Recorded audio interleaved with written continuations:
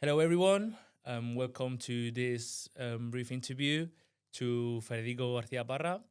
Um, who those that don't know, Federico is teacher in our Master of International Trade. Um, this master it's been recognized for QS ranking for being one of the best one in Spain and also worldwide. So first of all, welcome, Federico. Thank you, Daniel. A pleasure, real pleasure being here with you. So the first question that we usually do to all the questions that come here is who are you and who would you describe yourself and in both like professionally and personally. Okay. Thank you for having me here. So, as you already said, my name is Federico Garcia Parra. I've been collaborating with the ENAE Business School. This is my 11th academic year in a row. So, very proud to be here and part of the family.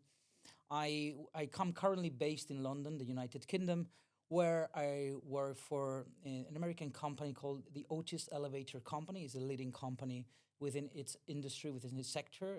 We produce, install, and service elevators and escalators across the world in 200 countries and territories. And there I lead the division of strategic partnerships, right. Globally, with a team that is focusing on our key partners. Personally, I have a partner, and we're both based in the UK. And I'm very a curious reader and a tennis lover. Really, you Right? like tennis? I love tennis. So you're on a bit quite great I'm place here. now. I'm here in the Alcaraz line. So exactly. Very proud to be here. Yeah, and lovely. Well, I have to say that in my building, I have to say that my elevator, the elevator of our building is Otis, so it's quite glad good to to hear know. that. Yeah, it is. So yeah, going that way, could you please explain your current role then in the company and the career path that you lead to reach this level of responsibility? Yeah. Okay. Yeah. Well, I've been working for Otis now for 11 years, Right. and I was managing when I started with them their global the marketing and communications function for the global major projects, meaning the projects that exceed certain amount of volume, very complex projects, infrastructure, high-rise buildings across the world. Because I have a background that I've been studying and working abroad for almost my entire life, and with a lot of exposure to different markets, different cultures, different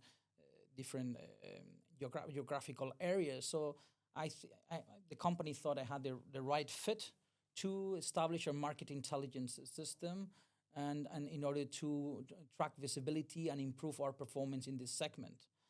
And that professional background also helped me. Before joining Otis, I was running a local company in Spain that manufactured, had installed natural stone, and we imported stone from all across the world.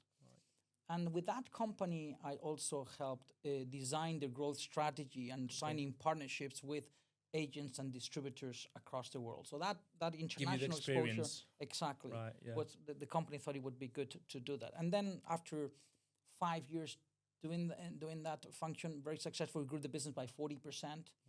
They decided that I could, change role and be in charge of that the strategic partners across the world. Wow. And I work with distributors and agents in some geographical areas like Africa and Southeast Asia and some parts of South America. Right. While the rest of the business we do it direct. Okay. We have our own entities covering the market and serving the market. Right. We'll see a question about it because it's quite interesting. Going in that, we were talking about the internationally of a company, and I would like to know what you think are the most common mistakes that company makes when they try to expand the SF internationally. Okay, that's a good question. Well, there's two things here. One, you have to understand the realities of the markets that you want to go to, right? And then you have to make sure that you make the right decisions in terms of channel mix, right, and distribution mix. And when you're and for that, choosing distributors is key. Okay. And one of the big problems that or challenges that the companies have, mistakes that they have, and there's a very good article by a Harvard professor, where he, after surveying thousands of companies, he understood he came out with a framework of 7 steps or 7 rules that companies should follow when they were choosing distributors. And one of them, you have to understand, don't let the distributors choose you. You have to choose those distributors. Right. Make sure from the very beginning that they are willing to commit for a long term, that they are willing to share marketing data, financial data, because this way you will understand the specifics of the market, the customer needs, and you will be able to adjust your manufacturing strategy accordingly to make sure that you meet the needs and requirements of that specific market. Right. But I think, understanding first the reality of the market is key. Right. So then when a company attempts to enter a new market, what criteria do you consider key when deciding between then doing direct or indirect channel?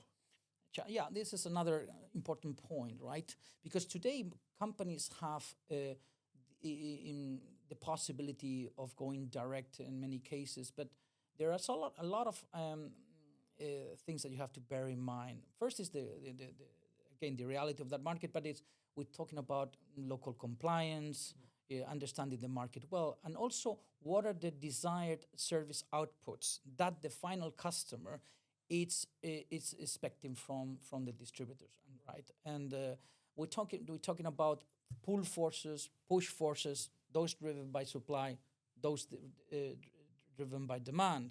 And we can talk about convenience, speed, compliance. So all these you have to understand.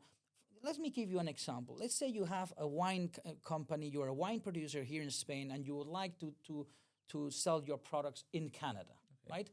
Today you said, with a direct channel, it would be easier for you to try to target some audience and some potential customers, targeted customers in the Canadian market, but it's not as easy as that, right? The technology is there, but you have to comply with local regulations. And in Canada, you have 12 provinces, and in each one of the provinces, you have a liquor board, right? Okay. And all the imports of alcohol and then distribution in each one of those provinces have to be made through those liquor boards. Okay. Meaning you have to work with an agent, right? A Canadian agent who will do the import, and then that agent will be shortlisted by each one of the board, and then they could place your products. So again, you have to understand the realities of each one of the markets, right. the compliance, before you can make those kind of decisions, right? In addition to other several variables that you have to bear in mind. But I'm just giving you a plain example like that. Right.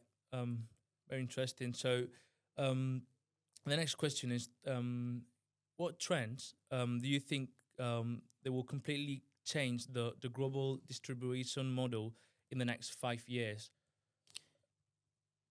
Okay. We've seen a lot, we're hearing a lot, we're reading a lot of investment in AI, right? Yeah. And AI is going to change, the game substantially. We're talking about artificial intelligence. We're talking about robotics. Yeah. How can robotics help you with, the AI help you with forecasting? How can it, help you with optimizing your delivery routes, right? Minimizing delivery times, reducing costs.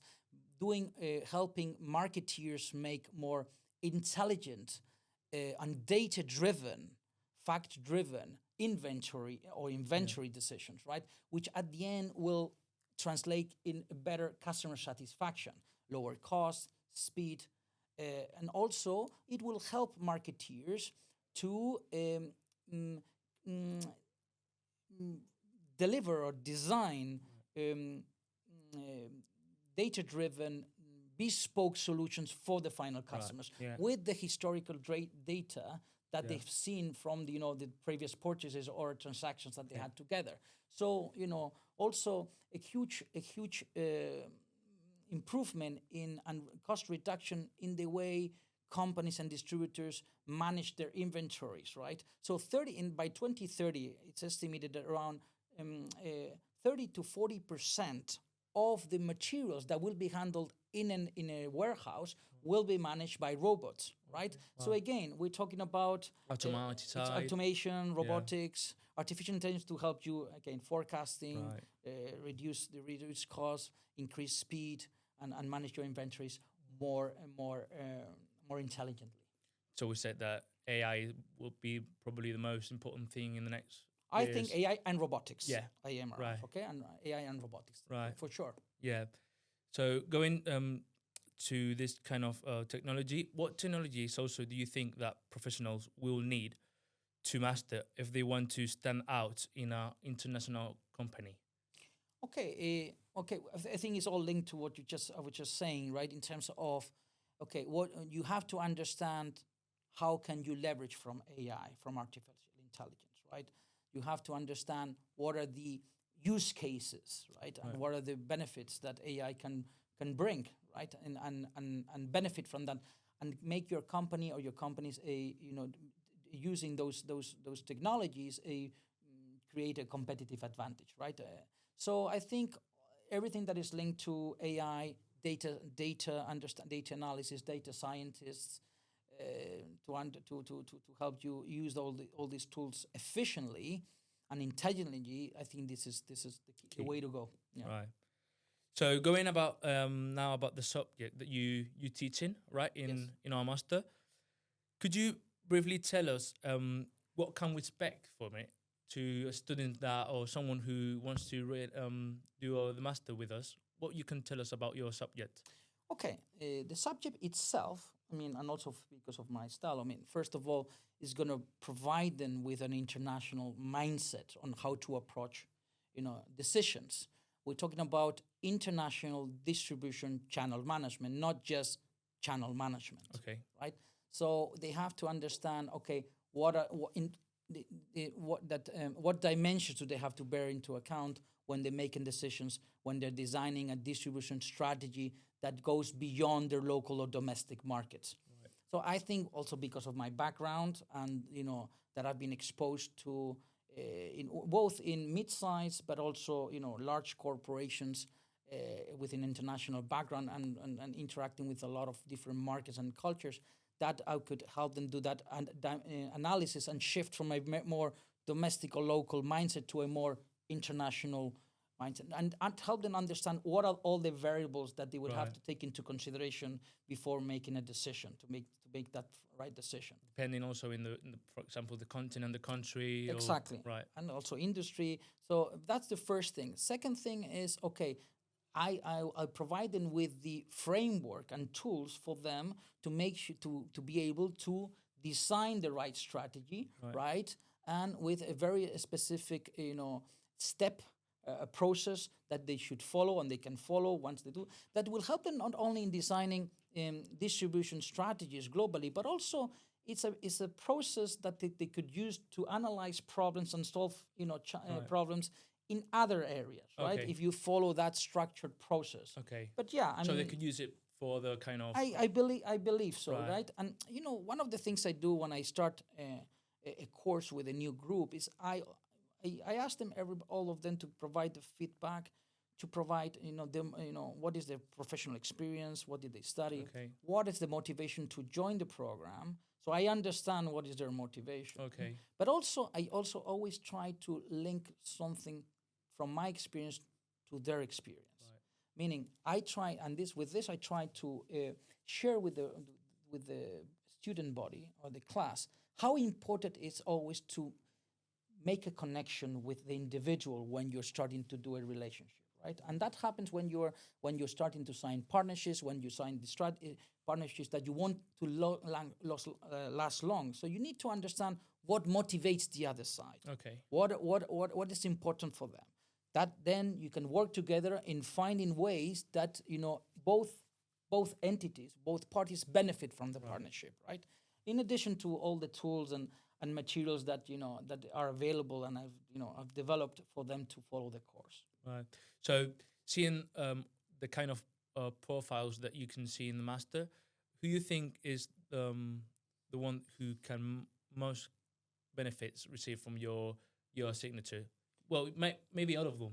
I think all of them. I mean, most of the the highest percentage we have now in this year's course, which will have around 40 to 45 students Yeah. in this year's edition, I mean, great percentage are coming from international relationships, right? So they don't really have a business background, Okay. right?